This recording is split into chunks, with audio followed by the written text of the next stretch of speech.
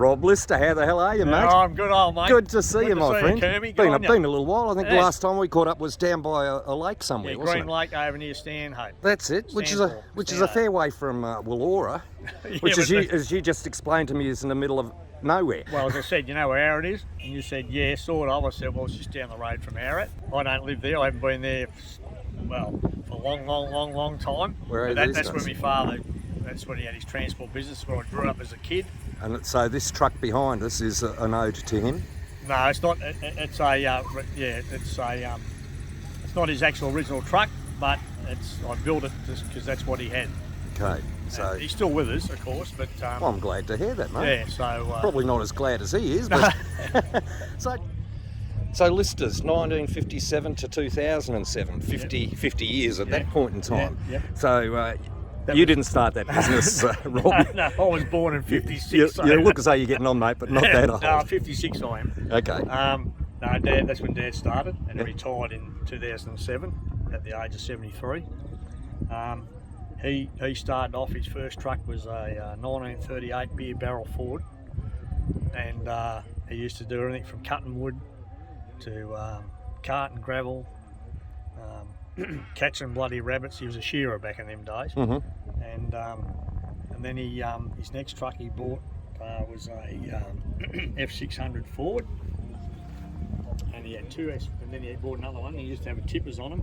He used to jack the tipper off of a twaller jack, put the turntable on, and then put the trailer on the back, and then go cart and whatever. Then in about 1959, I reckon it might have been, he started off in the stock transports, and he had a fair few stock trucks. Okay. He had an AA Enter, he had a 180, he had a Common Knocker, had an AB 180, and he had R190. Yeah. And then that went right up until about early 70s, I suppose. Mm-hmm. He moved out of the stock, and then when the modern trucks were starting to come in, and plus myself and my brothers were getting older and old enough to really start driving, he moved into interstate, and then went right through in interstate, and he was carting stock and hay and everything. And So like many others, Yeah. your future was preordained. yeah, more or less. But I went away I left school at 15 and went straight to, I think I've said to you once before, went straight to Melbourne as a 15-year-old, and I started an apprenticeship as a sign writer, which I spent in Melbourne for about 7.5, 8 years. Then I come back to Arrett and set my own business up, and then I was driving, and the rest is history, I suppose you'd say. Indeed. You know, I used to dabble a bit, I used to do a bit of driving, but I was still sign writing working. So it's in the blood, mate. And yeah, that's about it. That's a rough idea of the old man's starting in the transport game.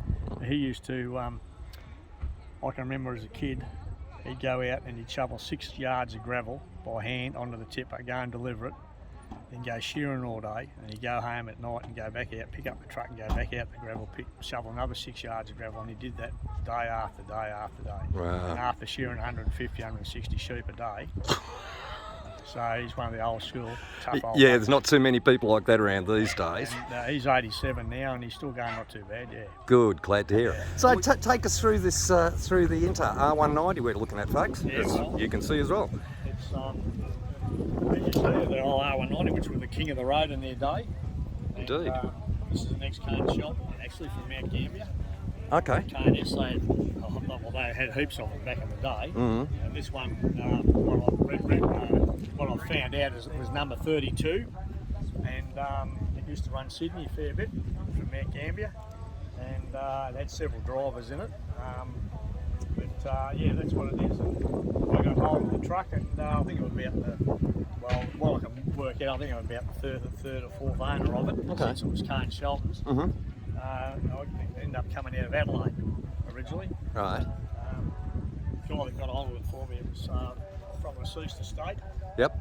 and I got it back in 2008, and I took me until 2015 to complete it, and I just did the whole job myself, and then I got it ready to take to the 2015 truck reunion in Alice Springs. Okay. And then, yeah, the rest is history, more or less. I just drive it everywhere I can. I've had a few issues with it, but as you do with old trucks. As I say, old trucks, big bucks. Par for the course, isn't it? But it's a 57 model. Okay. So, yeah. And the trailer, well, the trailer, that's another Yeah, story. walk down and have a look at that. Yeah, so, yeah. This old girl, it's still a petrol too, by the way. At old days, it used to be about 4 miles a gallon. I'm getting probably around about the same, bit more, because I'm not pulling any weight. I get about 2.5 to 3 kilometres per litre. And the way petrol is at the moment, it's not cheap. That's an expensive trip to come up here, isn't it? But, yeah, the trailer, it was. I'm just having a look at the McFreight. Oh, yeah, McFreight. So you might take us through the reasoning Yeah, for well, that. McFreight, it gets a few people in, of course, and what it is freighter and McGrath together. Apparently, freighter trailers were across the road more or less from McGrath in the old days. Yep. And they used to build the freighter trailers. And sometimes they used to build the McGrath trailer and send them over the road to get them finished off at McGrath. So vice versa, and they used to mix and match, and that's where it all started. That was back in the 40s, I think. So this trailer is a freighter trailer, but with some McGrath components. And so therefore I thought, oh well, fix up all the experts, and we know what an expert is.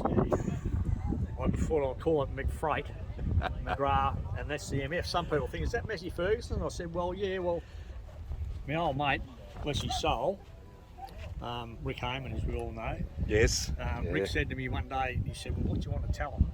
He said, I think it's Massey Ferguson. Tell them he actually used to say to people, he said, yeah, they used to tow it around a paddock with a Massey Ferguson tractor, and this was a prototype. The others, they reckon this is the last one left. So, you know, and that sort of gets them going. The thing about Chocks was that it was so believable. Yeah, no, he's great. We all miss him. Yep, we do. Mate, it's a nice looking setup. Yeah, no, it's Really all right. is. Just got an old tarp. I've got an old sleep lying bunk on the back, Yeah, and that's my sleeping quarters. that works for you. And it works, and it's better to sleep on the ground like we used to do, Graham. Indeed. As you get older, as you know, the old bones start to ache a bit. You have a few grogs, well, do something reasonable, comfortable. Yeah, well, a few grogs helps with the pain. I was able to source out. But then you've got to have somewhere to step outside at midnight without stepping off. I have, you had the little bottle. Indeed. I had to cut the hole in it bigger though. Yeah. And that's a story for another day, folks. Yeah, mate. Yeah. And, yeah, so that's about it. And I got was able to source out the old original tri-lights, which you can't get.